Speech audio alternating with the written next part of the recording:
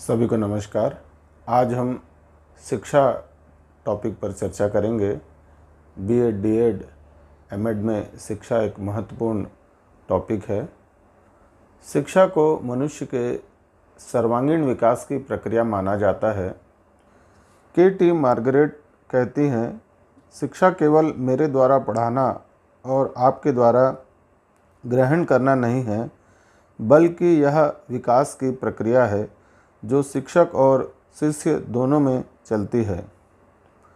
शिक्षण प्रक्रिया की जटिल समग्रता के 3 कारक शामिल हैं: संबंध, आध्यात्मिकता और कर्म। विकास से मेरा मतलब मुक्ति की एक क्रमिक प्रक्रिया से है, जिसमें बच्चे की आंतरिकता बाहरी दुनिया के साथ संबंध स्थापित करती है।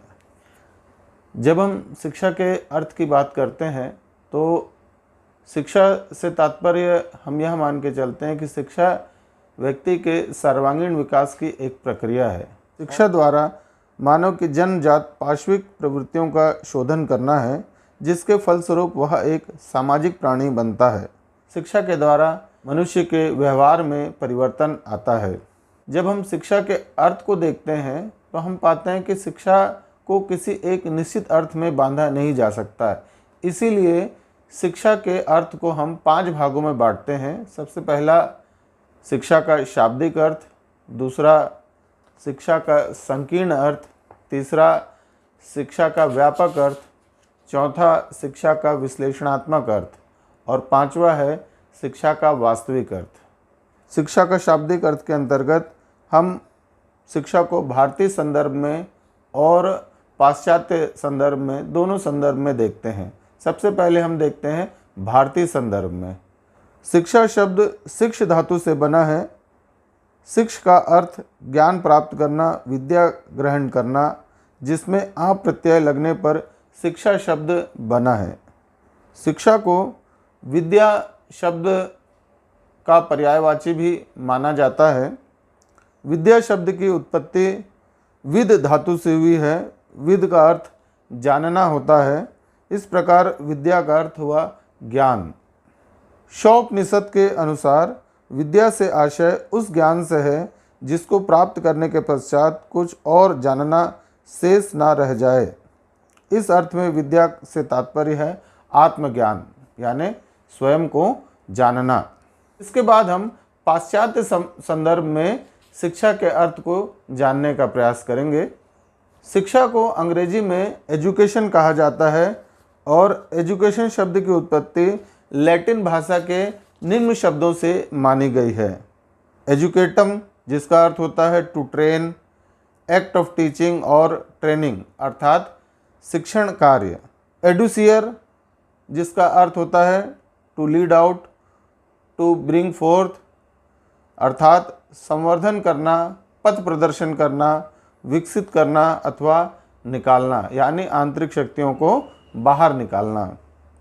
एजुकेयर, इसका अर्थ होता है to educate, to bring up, to raise, शिक्षित करना, उठाना या पालन पोषण करना। इसके अलावा एजुकेशन शब्द की उत्पत्ति 2 शब्दों ई धन ड्यूको से भी मानी जाती है। ई का अर्थात होता है विदिन, यानी अंदर से, जबकि ड्यूको का अर्थ होता है ब्रिंग आउट। ब्रिंग आउट यानी बाहर निकालना या अग्रसर करना, आगे बढ़ाना। इस प्रकार हम देखते हैं पाश्चात्य संदर्भ में शिक्षा का शाब्दिक अर्थ to act of teaching, training, bringing up and leading out अर्थात प्रशिक्षण, संवर्धन तथा पथ प्रदर्शन करना। यह शिक्षा की शाब्दिक परिभाषा है जिसको हमने भारतीय और पाश्चात्य संदर्भ में जानने का प्रयास किया। इसके बाद हम देखते हैं शिक्षा का संकुचित अर्थ, नैरो मीनिंग ऑफ एजुकेशन। शिक्षा के संकुचित अर्थ में हम विद्यालय की 4 दीवारी के भीतर जो भी शिक्षा प्राप्त कर रहे हैं उसको रखा जाता है। J.S. मैकेंजी के अनुसार संकुचित अर्थ में शिक्षा से आशय शक्तियों के विकास एवं उन्नति के लिए जानबूझकर किए गए किसी भी प्रयास से लिया जाता है। अर्थात विद्यालय में हम बालक के विकास के लिए जानबूझकर प्रयास करते हैं और विद्यालय की 4 दीवारी में प्रदान किया जाने वाला ज्ञान शिक्षा के संकुचित अर्थ के अंतर्गत शामिल होता है, जिसमें एक निश्चित पाठ्यचर्या होती है, निश्चित शिक्षक होते हैं और निश्चित नियम कानून के अंतर्गत बच्चों को शिक्षा प्रदान की जाती है और अंत में उसे प्रमाण पत्र या डिग्री प्रदान की जाती है। तो इस प्रकार की शिक्षा को शिक्षा का संकुचित अर्थ के अंतर्गत सम्मिलित किया गया है। इसके बाद हम देखते हैं शिक्षा का व्यापक अर्थ। शिक्षा शास्त्री कहते हैं कि शिक्षा को किसी सीमा में बांधकर या किसी चार दीवारी में बांधकर नहीं रखा जा सकता। यह एक व्यापक प्रक्रिया है। शिक्षा को एक व्यापक प्रक्रिया माना गया है और शिक्षा को जन्म से लेकर मृत्यु तक चलने वाली प्रक्रिया माना गया है। जे.एस. मैकेंजी के अनुसार व्यापक अर्थ में शिक्षा एक ऐसी प्रक्रिया है जो आजीवन चलती रहती है और जीवन के प्रायः प्रत्येक अनुभव से उसके ज्ञान भंडार में वृद्धि होती है। अर्थात शिक्षा ऐसी प्रक्रिया है जो जीवन भर चलते रहती है, उसको विद्यालय की चार दीवारी के भीतर में सीमित नहीं किया जा सकता। महात्मा गांधी जी कहते हैं, शिक्षा से मेरा अभिप्राय बालक तथा मनुष्य में निहित शारीरिक, मानसिक एवं आत्मिक श्रेष्ठ शक्तियों का सर्वांगीण विकास है।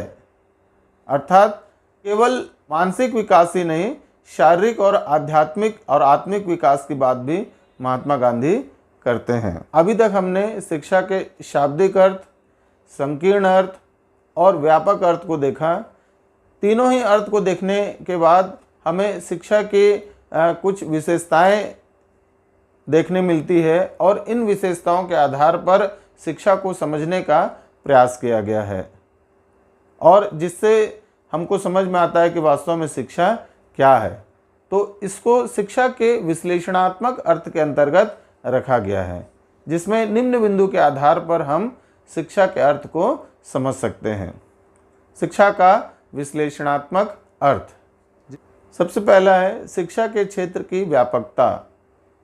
शिक्षा शास्त्री कहते हैं कि शिक्षा का क्षेत्र अति व्यापक है, जन्म से लेकर मृत्यु तक निरंतर चलते रहती है और जीवन की प्रत्येक अवस्थाओं में हमें शिक्षा की आवश्यकता पड़ती है, इसीलिए इसका क्षेत्र अति व्यापक है। दूसरा बिंदु है शिक्षा बालक की आंतरिक शक्तियों के विकास के रूप में। प्रत्येक व्यक्ति के भीतर कुछ जन्मजात शक्तियां निहित होती हैं, उन शक्तियों को बाहर निकालने का कार्य शिक्षा के द्वारा किया जाता है। तीसरा है शिक्षा गत्यात्मक प्रक्रिया के रूप में, education as a dynamic process. शिक्षा को गतिशील प्रक्रिया माना जाता है और गतिशील कहने का तात्पर्य यहाँ पर यह है कि शिक्षा के स्वरूप में निरंतर परिवर्तन होता रहा है। आज से पहले जो शिक्षा का स्वरूप रहा था, आप सभी जानते हैं कि भारत में विशेष रूप से गुरुकुल परंपरा पहले विद्यमान थी, लेकिन आज वह परंपरा धीरे धीरे करके समाप्त हो गई है। गुरुकुल के स्थान पे वातानुकूलित पब्लिक स्कूलों ने ले लिया है। आगे भी यह परिवर्तन की प्रक्रिया जारी रहेगी। इसीलिए शिक्षा को एक गतिशील प्रक्रिया माना गया है, अर्थात निरंतर शिक्षा की प्रक्रिया में परिवर्तन होता रहता है। अगला बिंदु है शिक्षा द्विमुखी प्रक्रिया के रूप में, education is a bipolar process. अर्थात शिक्षा द्विमुखी प्रक्रिया है। एडम्स कहते हैं शिक्षा द्विमुखी प्रक्रिया है और यह दो मुखों में, अर्थात एक तरफ शिक्षक होते हैं और दूसरी तरफ छात्र, दोनों के बीच में जो अंतःक्रिया होती है, दोनों के बीच में जो संवाद होता है और उसके फलस्वरूप शिक्षा की प्रक्रिया धीरे धीरे करके आगे बढ़ती है। अगला बिंदु है शिक्षा त्रिमुखी प्रक्रिया के रूप में। जॉन डीवी कहते हैं कि शिक्षा दो मुखी ना होकर त्रिमुखी होती है, ट्राइपोलर प्रोसेस। यानी एक तरफ तो शिक्षक होंगे, दूसरी तरफ छात्र और तीसरी तरफ पाठ्यचर्या होगी और पाठ्यचर्या के आधार पर शिक्षक और छात्र के मध्य में अंतःक्रिया होती है। अगला बिंदु है शिक्षा नवीन ज्ञान एवं सूचनाओं के रूप में। शिक्षा को नवीन ज्ञान एवं सूचनाओं के रूप में भी जाना जाता है। शिक्षा के द्वारा बालकों के ज्ञान में वृद्धि होती है, साथ ही सूचनाओं की भी प्राप्ति होती है। हालांकि सूचना और ज्ञान में बहुत अंतर होता है। बालक को सूचनाओं से होते हुए ज्ञान की ओर जाना होता है। पांचवा बिंदु, शिक्षा का वास्तविक अर्थ, ट्रू मीनिंग या एक्चुअल मीनिंग ऑफ एजुकेशन। हमने 4 प्रकार के अर्थों को देखा और उसको देखने के बाद हमको लगा कि किसी एक निश्चित निष्कर्ष पर पहुंचना कठिन है। विद्यालय में प्राप्त की जाने वाली शिक्षा भी एक प्रकार की शिक्षा है और व्यक्ति विभिन्न अवस्थाओं से गुजरते हुए जन्म से लेकर मृत्यु तक जो शिक्षा प्राप्त कर रहा है वह भी एक प्रकार की शिक्षा है। अर्थात शिक्षा की प्रक्रिया निरंतर चलते रहती है। तो यहाँ पर हमको किसी एक निश्चित निष्कर्ष पर पहुँचने की आवश्यकता है जिसके माध्यम से हम शिक्षा को परिभाषित कर सकें।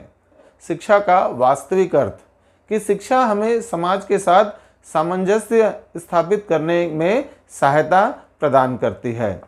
वास्तविक अर्थ में शिक्षा एक सामाजिक एवं गतिशील प्रक्रिया है जो व्यक्ति के जन्मजात गुणों का विकास करके उसके व्यक्तित्व को निखारती है तथा सामाजिक वातावरण के साथ सामंजस्य स्थापित करने के योग्य बनाती है। यह प्रक्रिया व्यक्ति को उसके कर्तव्यों का ज्ञान कराते हुए उसके विचार एवं व्यवहार में समाज के लिए हितकर परिवर्तन करती है। तो यह शिक्षा का वास्तविक अर्थ है।